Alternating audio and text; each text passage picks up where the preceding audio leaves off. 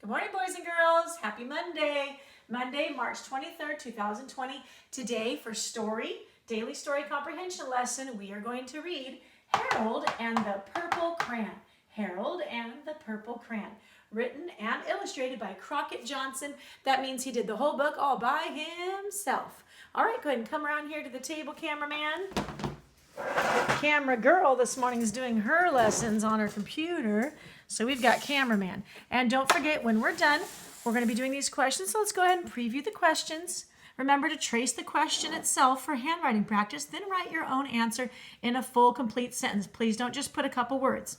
What is the main idea mostly all about? Harold, we're not going to give over the answers. Where does the story take place?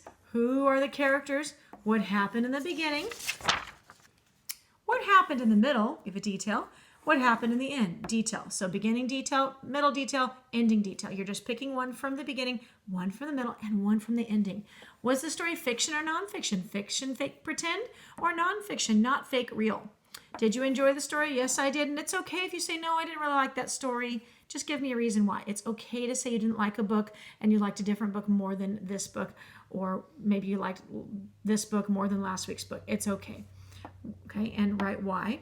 Why did the author write the story? To entertain me, to teach me, or to change my opinion? Can you find rhyming words? And I sure did. Only mommy's going to let you see that answer key at the end. Okay, some of you, mom and dad or grandma, whoever's with you, might let you look at it to copy, and some of your parents might make you do it on your own. All right, let's get to reading. Remember, when we're reading for our daily story comprehension, I'm not sounding out all the words. This is a lot of listening comprehension. I'm reading to you. We might do some echoing on shorter books. This is a long book. I'm not going to do echo reading today. I'm going to read it all the way through, and I'm asking that you listen to this video 2 or 3 times. How many times are you going to listen to this video? 2 or 3 times. Good. All right, here we go. Harold and the Purple Crayon, written and illustrated by Crockett Johnson.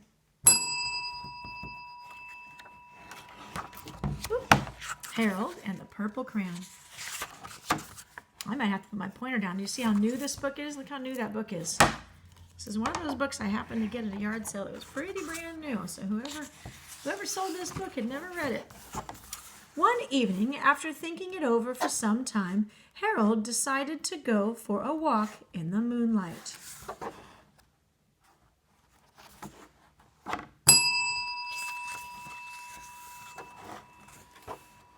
There wasn't any moon, and Harold needed a moon for a walk in the moonlight. And he needed something to walk on.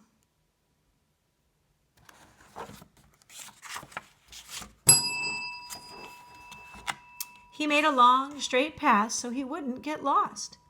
And he set off on his walk, taking his big purple crayon with him. Boy, this book is so new. I'm really having to push down to get that spine to open. Ooh, it's like the new books in the library. I wish I had a book jacket, then I'd get really happy. All right, concentrate, Mrs. White, concentrate. But he didn't seem to be getting anywhere on the long, straight path.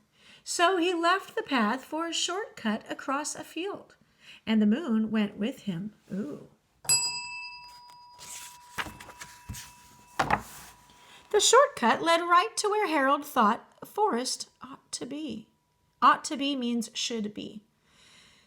He didn't want to get lost in the woods, so he made a very small forest with just one tree in it. And we've studied forests and orchards, and we know an apple orchard is a group of apple trees. So a forest is a group of trees, deciduous trees, coniferous trees, trees with pine cones, trees with changing color leaves. We know that one tree cannot be a forest. Silly Harold.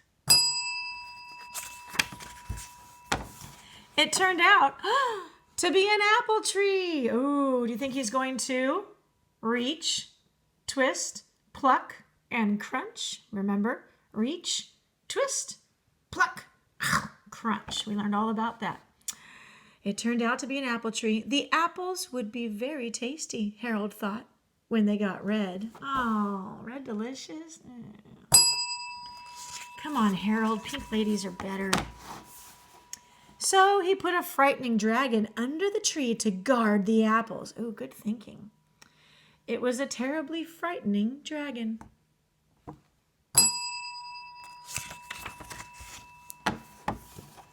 It even frightened Harold. He backed away. His hand holding the purple crayon shook. Look what he's doing.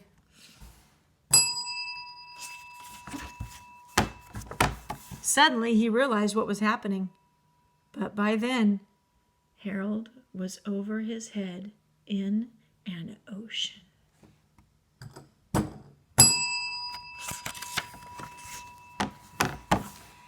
He came up thinking fast, and in no time he was climbing aboard a trim little boat. Trim means small. Typically, I would say small boat, little boat, skinny. Okay, so a trim little boat is a narrow boat, a skinny boat. Trim also means to cut, but not in the way that we're using it in this book.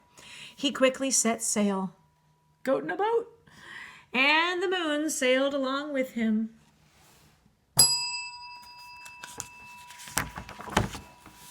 After he had sailed long enough, Harold made land without much trouble. He stepped ashore on the beach, wondering where he was. Oh, I like his anchor. Afton, do you like his anchor? Yeah, you like it? He's trying not to talk because he's in high school and he's too cool to talk on a YouTube video.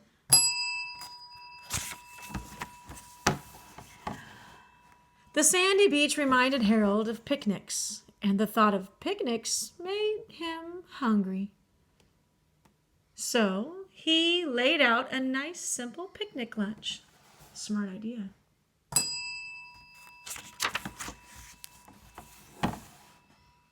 There was nothing but pie.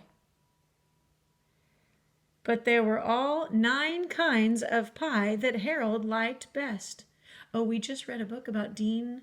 Dean likes pies, and there's a pie eating contest, and he dreamed about pies so much that by the time the contest came, he was like, man, I don't want to see a pie. I wonder if that's going to happen to Harold. When Harold finished his picnic, there was quite a lot left. He took 1 piece out of every pie. Silly Harold. Oh, he's holding his tummy. I think his tummy's full. He hated to see so much delicious pie go to waste. Why don't you pause the video right now and make a prediction of what he's going to draw? Pause. Predict with somebody at home. What kind of animal is he going to draw to eat the rest of the pies? Let's find out what kind of animal he drew. Ha-ha! So Harold left a very hungry moose and a deserving porcupine to finish it up. A very hungry moose. Oh, look how skinny it is. You can see its ribs. And a deserving porcupine. A porcupine that deserves a treat. Oh, so he's a good porcupine. He doesn't go poking people. And off he went looking for a hill to climb to see where he was.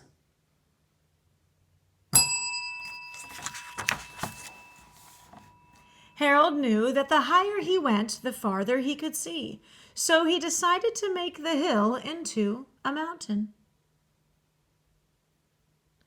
If he went high enough, he thought, he could see the window of his bedroom. Why would he want to see the window of his bedroom?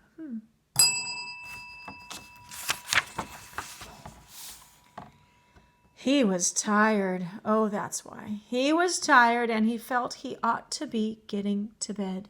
He should be getting back to bed. He hoped he could see his bedroom window from the top of the mountain. Oh, 2 pages. Oops. But as he looked down over the other side, he slipped.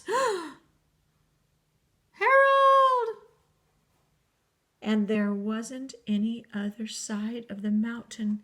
He was falling in thin air. Pause. What's going to happen to Harold? Pause the video and talk to somebody at home. What's going to happen to Harold?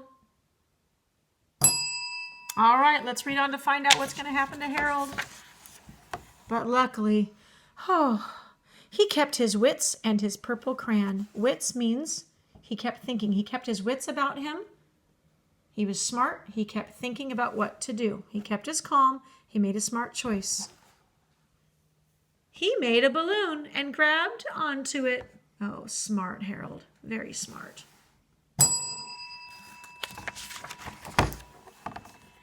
And he made a basket under the balloon, big enough to stand in. Do you remember the hot air balloon in the story, The Big Trip?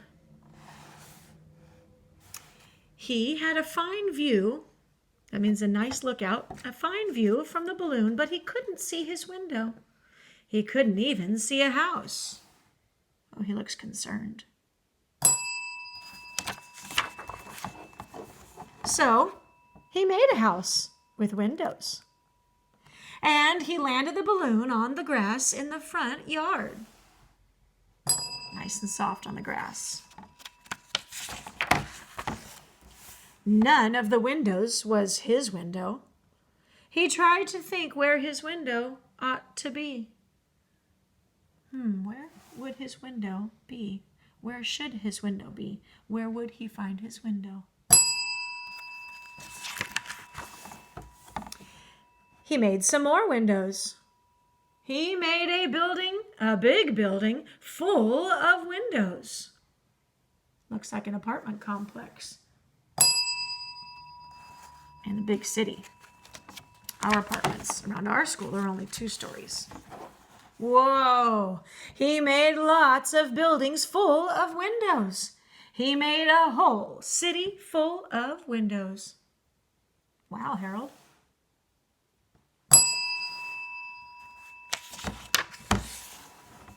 But none of the windows was his window.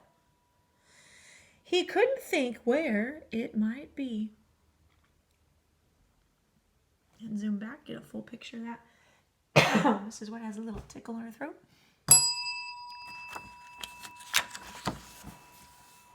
He decided to ask a policeman. The policeman pointed the way Harold was going anyway, but Harold thanked him. So he was already pointing in the direction Harold needed to go, but he's like, oh, well, you're already doing it anyway, but thank you. Kind of looks like a scarecrow to me. And he walked along with the moon, wishing he was in his room and in bed. Then, suddenly, Harold remembered. Pause. Predict. What did he remember? All right, let's read on to find out what he remembered. Oh, good. He remembered where his bedroom window was when there was a moon. It was always right around the moon. Oh, he had a good view of the moon out his bedroom window. He knew if he could find the moon, he could find his bedroom window. And then Harold made his bed. He got in it and drew up the covers.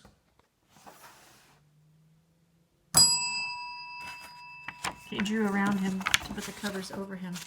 Very clever. The purple crayon dropped on the floor, and Harold dropped off to sleep. And that's the end of Harold and his purple crayon. Now I want you to go back and listen to it again. Find the answers to the questions in the story. You can use your sound spelling work mat and find sound spellings throughout the story. It might work a little bit better to use your sound spelling with a story that has a lot of different sound spellings rather than using the sound spelling work mat with just your phonics book. Okay, our phonics book has 1 sound spelling and it's going to have a lot of those. Our sound spelling only has like 2 spots, maybe 3 spots for every sound spelling category. Okay, so you might find a how now brown cow, you might find zoom to the moon, you might find rain in the train, and you can put those in your sound spelling work mat from words you find in this book. Okay, don't forget to do your story comprehension. All righty, we'll see you tomorrow. Bye-bye.